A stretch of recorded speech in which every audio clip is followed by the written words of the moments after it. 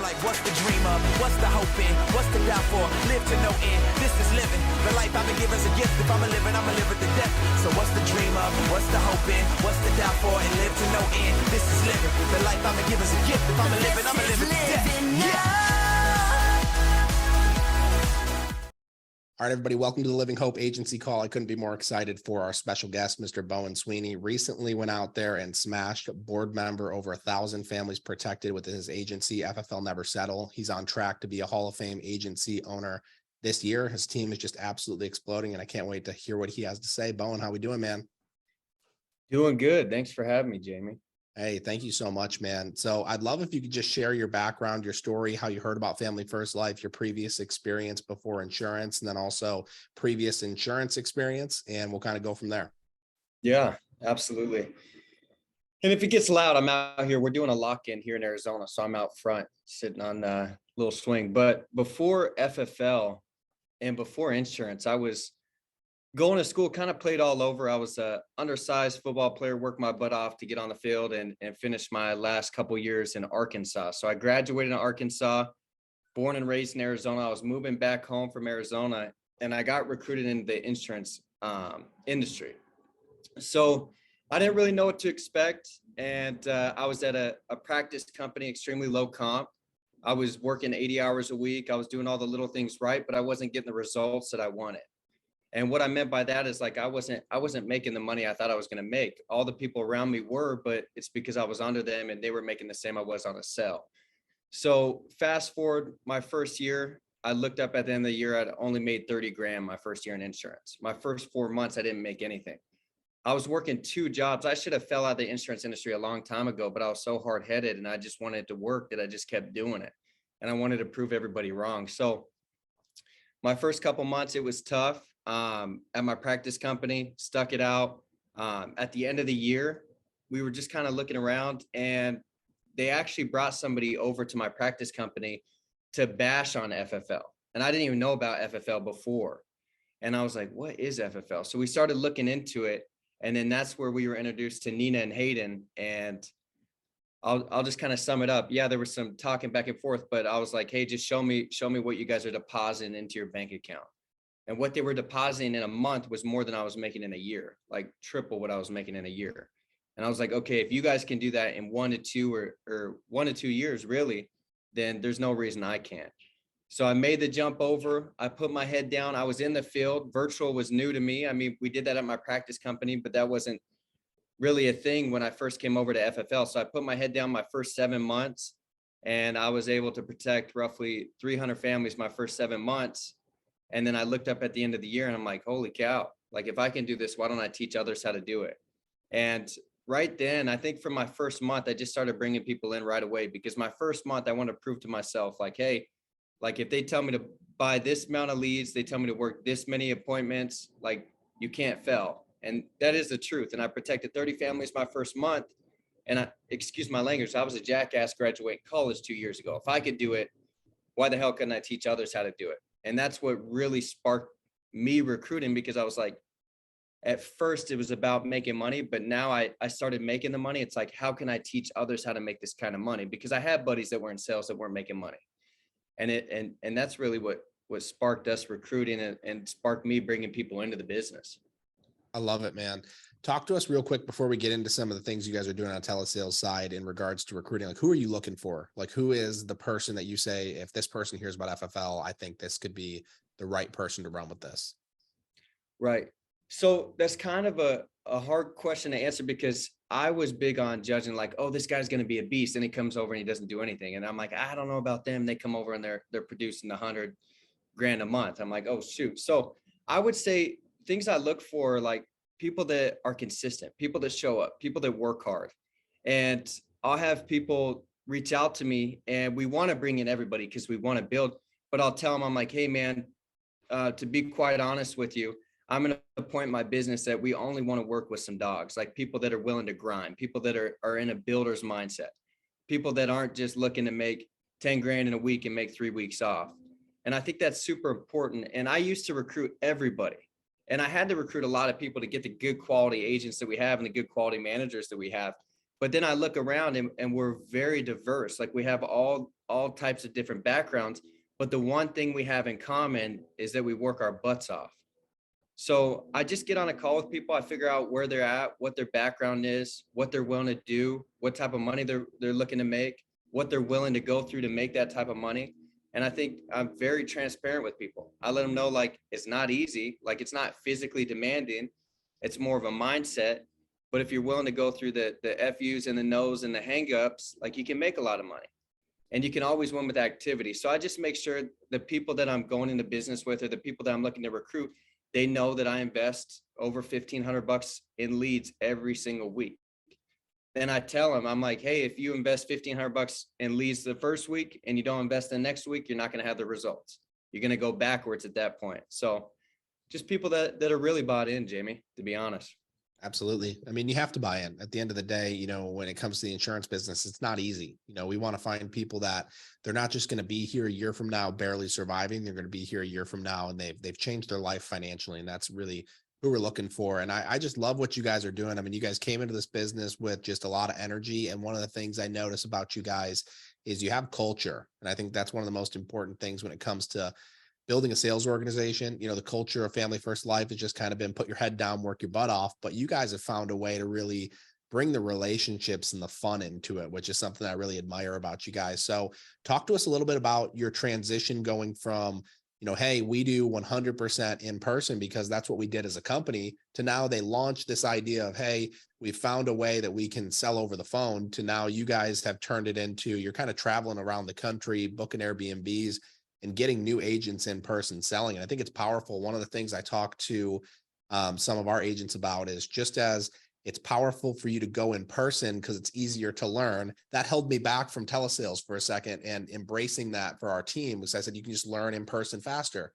But you guys are saying you can learn telesales in person too. You just have to get around other people that are doing telesales. And I'm watching you guys explode and give your new agents confidence. So I'd love to just kind of hear, you know, your journey into that and how you guys have, you know, started into this momentum of these event after event after event that you're building to. Yeah, absolutely. So obviously dial day was super important when I got started, because it's a lot easier to let off the gas when it's just you. And we've all been there where nobody's on Zoom. It's just you, you're dialing. You're like, okay, the couch looks comfy. Let me stop dialing. And that's where I learned dial days were super important when I was running the field. So when we transitioned to virtual, it's super important to be working with people. And just how you guys were when I popped in here, he's unmuted, you guys are on Zoom. That's super easy to hold yourselves accountable, because how I saw it is, I'm like, okay, Caitlin just closed a deal. Kev's on an appointment. Now I got to get on an appointment. So that really pushed us when we were selling virtually. And then we realized, like, hey, we're hiring a lot of new agents we don't really know. And if you think about it, and you work with people, it's a lot easier to work with people when you actually know them, not just been on the phone with them or seen them on Zoom. Like, we're in person with them. And I think that's super important, because there is struggles, there is hardships, but ultimately, if you have people that are going to push through with you, it makes it a lot easier. And that's what we want to do. So when we do lock-ins, we're here, we're around each other. If they get stuck on a phone call, we can click the mute button. We can tell them what to say. We can write notes. We can help them quote. And it just allows us to excel that much faster. And how I thought of it is, like, I could train somebody, maybe it would take me a month to train them to a 20K producer if we were just on Zoom. Well, I'm like, how do we make that faster? And I was like, dang, what if they came and spent a week with me and we taught them to be a 20K producer a month plus in just a week? And that's really what we do. And that's the goal, is like to come out here, to have fun, to lean in the process, to make the investment, buy the flight, come out, but ultimately to make the investment in yourself and to really hone in on your craft. And I think that's super important, is we have so many different managers in this lock-in that are really sharpening these people. I think it's super important. In my last company, there was only one way to do it. There was only one script. And that doesn't work when you're trying to scale and you're trying to scale fast. There's 1,000 different ways to do it. But if you're around others, you can pick and choose what works for you, because Jamie, you're going to say stuff different than I do. And maybe the ladies are going to say something different than I do. And we learn from each other. So I think there's power in proximity, and there's power in seeing others. And I think it's super important. When I go to Airbnbs, like, everybody's up at 7 already on the phones. At 8, we're role playing. and we're dialing all day. Whereas if you're at home, you wake up at 8, you get a cell, you're like, I got my cell for the day, I'm done for the day. Well, we build a culture to where you work all day because it's a race to integrity. You can do it in 5 years and 10 years. That's not a bad route at all. But really the new way to do it is you could do it in a 1 to 2 years. It's an all out sprint. So you can jam pack the work or you could drag the work out. I love it, man. Give me an idea of like what a typical day at a lock-in looks like. And you guys are doing 7 days. You're not just doing like a long weekend. Like how long are you guys together and what are you doing each day? Yeah. So we used to do them 7 days. We used to do them long, but now we do like 2 to 4 days, really. So one day is going to be a travel day. We don't really do anything. We just show up on one day. So say Monday's a travel day. Everybody's showing up on Monday. Tuesday, we're going to kick it off. So we kick it off at 7 a.m. We just talk about what a lock-in is, what the goal is for a lock-in, to get everybody comfortable and confident on the phones, to get everybody comfortable and confident in the business. And then we'll do an hour of role playing. So it depends how new. If they're agents that have been dialing, they don't really need much really role playing. They just need on the phones. You can listen to them. But if they're brand new agents, like from 8 a.m. to 9 a.m., we're role playing for an hour. I'll pass out a script and I don't tell them like, hey, you don't have to read this word for word, but just get a blueprint that you have for yourself to where you get on the phones, you feel good. And I always say this, like, you don't want to be practicing on your leads. You pay for your leads. So last thing you want to do is get on phone burner and you're practicing on the leads. Well, heck, we were just practicing for an hour before we got on the phones to where you sound sharp. And then you get on the phones, the first person you get might even be a sell. So I think that's super important. 8 to 9, we're going to be role playing. 9 to noon, we're going to be on the phones dialing for a 1-call close. We're not booking appointments. We're trying to close them right then and there on the phone. And then from 12 to about 2, we'll take a lunch break. From 2 to 3, we'll obviously they've been on the phones. They went through some objections. They may have some questions, answer some questions, do a little bit more role playing objections training. And then we're back on the phone from 3 to 6 p.m. After 6 p.m., we close it out. 7 p.m., we can talk about the day. We can talk about what went well. We can talk about what we liked that people said. We can have some new agents talk about their experience, how it was getting your first sale, your first couple sales. And then we just sit there and we kind of team bond, grill out, eat some dinner, and then close it out, get ready for the next day. I love it, man. And just to give you some perspective, I'd love to get some feedback from you on kind of the agenda that we have going and things maybe you think we could add in. The role play, I think, is huge. We've got, a 7 a.m. training on the first day on Thursday. And then at 8 o'clock, we're going to have, or at 7 a.m., we're going to have some people come in and talk about why lock in. And then we're going to dig into the phone script, 1-call close. The first day is 100% dedicated to 1-call close and live transfers. We're going to dial from about 8 to noon. Lunch comes in. That 1, we're going to have a top producer come up and talk more on the discipline scheduling side of things to do telesales at a high level, dialing all the way up till 6 p.m. business overview event. And then that's the end of Thursday. Friday coming in back at 7 a.m. We're going to have a training on, a little bit of mindset, but how to set same day mortgage appointments and a little bit of a reinforcement on the 1-call close. Dial again until noon. Another training at 1, which is going to be all overcome objection type of clinic. We're going to, bring people live audience in to be able to, practice. So it's not just top producers up there doing it, really encouraging those new agents to do it. And then we're going to dial all the way until 10 p.m. At 10 p.m., we're really going to dig into like a goal setting workshop. It's going to be late. We're really, we're embracing the lock-in concept here and back on the phones at 7 a.m. and same exact thing all the way until like a 5 p.m., culture building type thing on the last day. So that's kind of our philosophy here. First and third day are going to be all 1-call close, live transfer training. And the second day is going to give people some perspective into some live mortgage appointments, people setting same day evening appointments. Does that make sense? Yeah, that's solid, dude. Yeah. What are some things that you think that we could add in there to really take advantage of this thing? Yeah. I think one thing we do is we do the hot seat. So it is uncomfortable. It's very uncomfortable for a lot of us. Even me, it's uncomfortable for. But what we'll do is we'll be sitting in a big group or we'll be sitting however we're sitting and we'll go around and I got to give Bryson or I got to give Kevin an objection. And then he's got to handle it. And then he gives the next guy an objection. He's got to handle it. And it goes around. And after every objection, we coach them up. We're like, hey, you could say this. And then Bree may say something like, oh, but this is what I say. It works for me. So they kind of get 3 different ways to be able to handle an objection. We're putting more tools in their tool belt to be able to handle that. So I think that's super important, just to be able to sharpen up. And that's one thing I regret we didn't do in the beginning, was much role playing. I would just throw them out. I'm like, they're going to figure it out, but not everybody's the same. And if we would just practice a little bit more, we'd be that much more better. No, that's good. I like that. Don't practice on your leads, practice on each other, because then when you get to your leads, you might even sell your first one.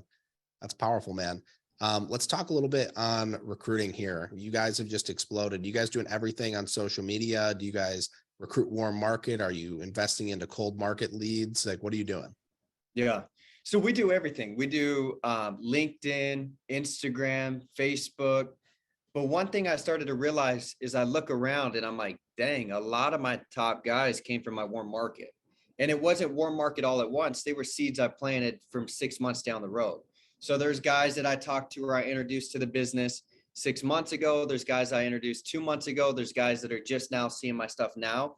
I think one thing, yeah, you could talk about the sending the messages and reaching out to people and getting on the phone calls, but I think it's super important to market. Like, marketing's everything.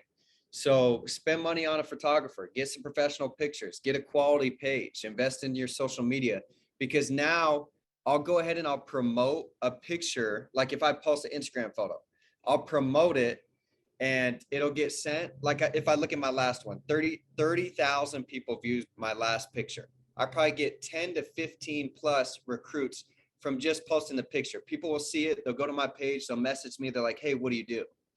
And then it's just easy. It's simple. Then I weeded out all the other people and they found me. So that's one thing I like with recruiting is just investing in my social media, promoting posts. People are seeing my page. They see that we have an atmosphere of winning. We have an atmosphere of having fun. It's not just guys that look like me. It's guys that look like everyone. You know what I mean? We're very diverse. There's ladies, there's men, there's moms, there's dads. There's so much diversity on our team that helps us recruit. You know, the one thing I kind of observe about you guys as well is that just the fact that you have gotten in person, you're building trust with your agents. And when you build trust with your agents, they want to introduce you to their friends. They want to introduce you to their warm market, because it's like, I could never get access to your warm market unless I know you and you trust me. You know, if I recruit you into the business, why would you ever introduce me to any of your close friends that you want to see win if you don't believe that I want to help you win truly? You know, so it's like the fact that you guys are getting out there in person, you're getting to know why they do this business. You're getting to know what they're going to take out of this and why they're pushing hard when it gets tough on the phones. So then now you help them, you know, have that breakthrough. They're like, wow, if they can help me have that breakthrough, maybe we can help my friend have that breakthrough. And it just kind of creates that ripple effect, which is so cool. For you, man, you know, talk about momentum. You know, I titled the call, you know, how to get momentum and how to keep momentum. You know, you guys were, you know, probably around like 400 or 500 families a month for, you know, quite a few months in a row, and then just skyrocketed up to 1 million. And, you know, it doesn't seem like you guys are slowing down. You went from, you know, 200 families a week to 300 families a week, 400, even 500 families in a week. And it's just really cool to watch. What are some things that you think you guys are doing to, you know, gain that momentum and keep the momentum? Yeah, I think that's the biggest key in FFL as a whole, because you're going to make a lot of money along the way. And it's easy to let off the gas when it's about money, but it's never been about money for us, nor the managers on my team. And I think that's what helps us is we truly, genuinely, we want to help people. So I think in order to gain the momentum, obviously you got to go out, you got to do the work. And in order to keep them, well, I'll hit on this. So what you see in 60 days is what you're doing right now. What you see in 30 to 60 days is what you're doing right now. So I think it's super important. Like if you're not recruiting right now, you're not going to see growth in the next 60 to 90 days. And that's how it was 60 to 90 days ago. Maybe we weren't as big as we are now, but the work has been put in and the seeds have been planted and they're just waiting to harvest. And I think that's super important. So you got to do the work now to see the results in 60 to 90 days. It wasn't anything that like, boom, out of the blue happened. The work had been done. They were just waiting to get licensed, waiting to get in the lock-in, waiting to sell. And I think that's super important.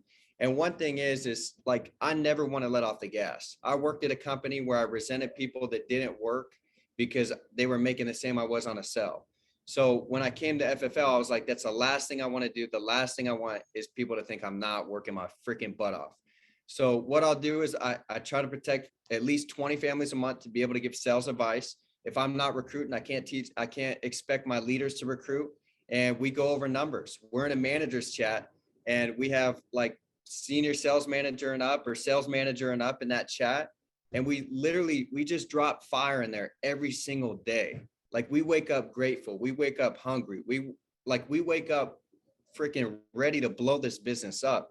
And I think that's what helps us is like, we're all on the same page. And like, it just goes back to being in lock-ins.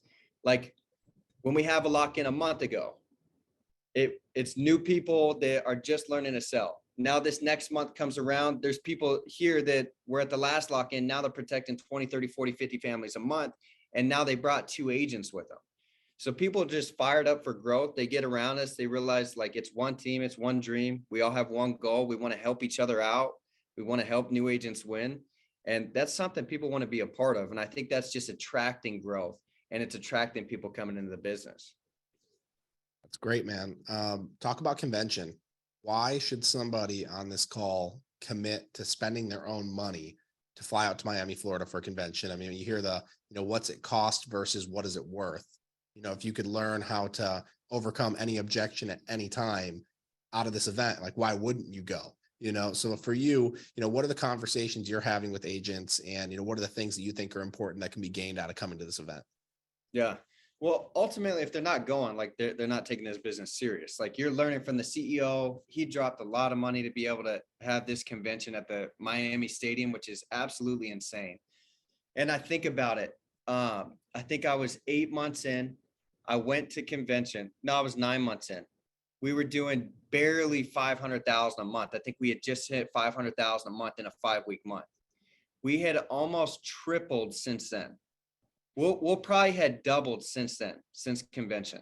So that just shows you. And I think it's super important when I think of like, when somebody says, well, what does it cost? Well, I think of it like, dude, you get to learn from Sean, who launched the company in 2013. Last year in sales, he did 600 million. We'll do over 800 million this year in sales. We'll be over $1 billion next year in sales. Why the hell wouldn't you want to learn from the guy that created the same thing that you're doing? And I think that's super important. Like if your goal is to build a massive business, if your goal is to help a lot of people, if your goal is to help a lot of clients and agents, well, go learn from the guy that launched the company. And all the other people are great, but I get fired up just listening to people from FFL. Like all those other motivational guys, they're great. Like they get you fired up. I want to learn what the people are doing in FFL that are growing. Like what the heck are they doing? I mean, it's the conversations in the hallway as well. It's the in between the speakers. You get a chance. I heard on Andrew's manager call the other day, he talked about Isaiah Tademi doing a scavenger hunt with his agents where he said, hey, go ask Zach Tardowski this. Hey, go ask Grady Polson this. And he gave a prize out to his agents. And it's super cheesy. It's super cliche, but it forced his agents to get out of their comfort zones. Whether you do something like that, I mean, sometimes for me going to these events, meeting, the Bowens of the world, meeting the Josh Williams of the world, meeting these cross-line agents that you can say, hey, we're near each other on the leaderboard, love the competition. And hey, can we share any ideas? We're all here to win. I think that's important. Finding people that you can come up with in this company. I look back at my first convention and I'm still elbow partners and running buddies with the people I met at my first convention. So the relationships that you get to build obviously is enormous. And then I think seeing these people on stage where you have the light bulb moment of if he can do it, I can do it. I think that's really important when you go, you know what? So-and-so is not that special. And I think that's important. It's not putting that person down because they got on stage, they deserve to be there. But you look at them and you say, they're not, some crazy genius. They just work really hard. And if they can work really hard, I can work really hard. So I think that's powerful, man.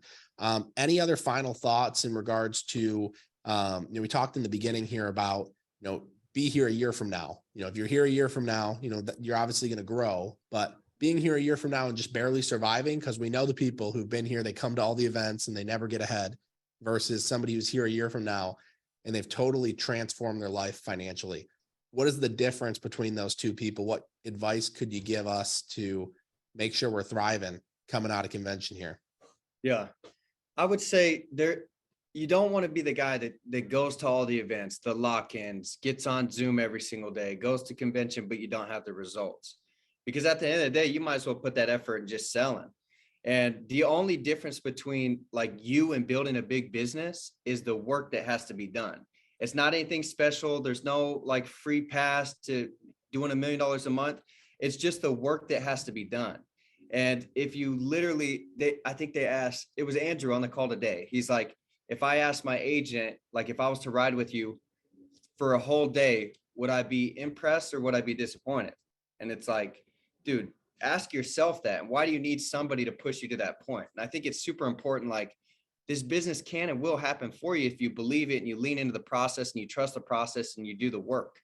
Like, everybody wants to build a big business. Few people are willing to sacrifice and do what it takes to build a big business. And I always say this, dude, I was the biggest jackass graduate in college 2 years ago. If I could do it, there's no reason every single person on this call couldn't do it. And it's just picking up the phone, it's dialing, it's booking the appointments. Like, we all get hung up on, we all go through struggles. We all go through a little bit of adversity.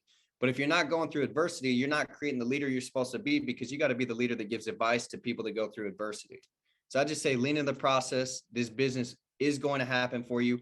Go to convention. It changed my freaking life. We will have doubled since I went to convention last year. Fantastic. And we're just going to close this thing out with a couple of questions. Anybody's got a question, drop it in the comments. We'll take, 3 to 5 and we'll jump off of here. Peter Unger, what do you think has been your edge here in the past 18 months? Like, what's made you different? You're edgy, you're different. That's why you grow. What's your edge? Yeah, I got to give a lot of credit to the people I work with. I think like my fiance, Bree, Caitlin, Kev, Bryson, Nicolette, like all these awesome people I work with, Carrie, because there's days we wake up and we don't have as much energy as we should.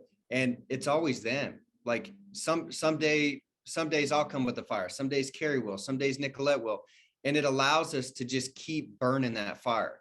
So it's when it's not just me throwing wood on the fire and we got everybody throwing wood on the fire, it's easy to keep that sucker burning.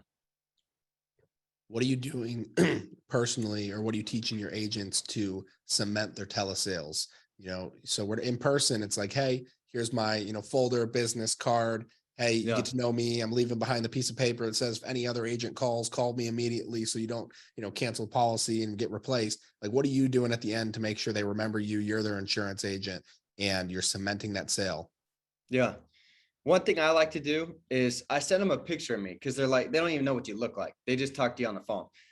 So I'll review everything with them. I'll let them know when the payment's coming out. I'll let them know in the next 7 to 14 business days, you're going to receive a policy in the mail. When you get the policy, review it, make sure everything's spelled correctly. When you do get the policy in the mail, give me a call. I'll happily review it with you. That's going to help you cement it, because they open it. They're like, it's just 20,000. Then you go over the living benefits, the cash value, the immediate benefit, how great the company is that they got approved with. And then I let them know, like, hey, moving forward, this is going to be the most important expense you do have moving forward. The reason being is, say you were to die tomorrow, your Verizon bill that's $200 a month, they're not going to be paying your family 20 grand, are they? No, right? So this is going to be the most important expense you have moving forward. If things ever get tight financially, always give me a call, because there's something we can do to adjust your policy to make sure you at least have some coverage in place on the worst day of your family's life. That's fire, man. What is the lead type that you are recommending for newest agents doing one call closes? If they can afford them, instance. If they only have a couple $100, 3 months, that's the way to go. But I try to push them like, hey, like, you're coming over here, spend $1,000. If you don't have $1,000, go Uber Eats, go drive Uber, go sell something, because you can get $1,000 and we can turn $1,000 pretty quick. And I like them to be able to invest $1,000 in instance, to where they're rolling right off the rip. The reason being is, like, 3 months, yeah, you got to be a little better on the phones. You still close, people close some big deals out of 3 months. But just the way I believe in the business is, you got to spend $1,000 in instance starting out, and you got to be doing at least $1,000 a day to expect results. I think that's super important. I don't hit on it enough. Is I won't expect results if I haven't presented at least 10 times or at least $1,000 in a day. So people are like, hey, you didn't close today. I'm like, well, I only presented 8 times. They're like, but it was 8 times. I'm like, no, I told myself I got to present 10 times or have $1,000. I had $800 and I had 8 presentations. So what do you consider a presentation? like to application, like in the application, and I'm filling out the application, something went wrong. Like they didn't want to give me social, or they didn't give me bank, not just like to where they didn't even pick an option. Not them just getting on the phone and listening to me for a second. That's not a presentation. Yeah, some people consider a presentation from the point where you say, hey, go grab a pen. They go grab the pen and you start the appointment. They'll consider that a presentation. So you're saying not until you get into, you showed them the options and you're in the application and something went wrong. Yep. Okay, understood. Last question from Brandon Tyus. What kind of work are you guys putting in before you start selling? I think this is more like mental routine, like morning routine. Oh, like personal? Yeah. Like, what are you doing to get in the mindset to sell? Yeah. So obviously it's important to protect your mindset. That's 90% of this business. If you can keep a good and clear mind and a positive mind, like it's going to be easy to really blow this business up. So one thing I like to do is at 5 a.m., I get up and I go straight to the gym. I go to the gym, I jam out. I don't even think about anything. I just blast music and I work out for an hour. When I get out, I go home, I listen to a podcast or I read for about 10 to 30 minutes. Sometimes 10 minutes, because if I'm losing focus while I'm reading, it's not even benefiting me. So I just close the book and I'll be done. But I think it's super important to get up and have that peace and quiet for a little bit. If you're rolling over, you're throwing in your headphones, you're getting on phone burner, it's going to be hard to really get rolling. But if you had prepared yourself for the day, then you're going to win the day. If you don't prepare yourself for the day's going to win you. And I think it's super important, like just win each and every day, take it step by step. If you win one day, then you win 2 days, and then you go 300 days with winning days. And then you look up and you're like, dang, I really built a big business. And it's because you did the little minute things that it takes to really push yourself to build this business. And I think that just works for me, to be honest, Jimmy. That's good. I mean, you want to have a winning year. It starts out with having a winning day, and, a winning week is just 7 winning days in a row. And, a winning month is 4 winning weeks in a row, and 12 winning months in a row. You got a winning year. So it all starts with a winning day, and winning day starts with winning your morning. I think that's a great way to end this. Bowen, thank you so much. We appreciate you. We can't wait to see you at convention, most likely on stage, sharing your tips, guys. Big reason for you to be there, learn what these guys are doing. Thank you so much for sharing with us tonight, man.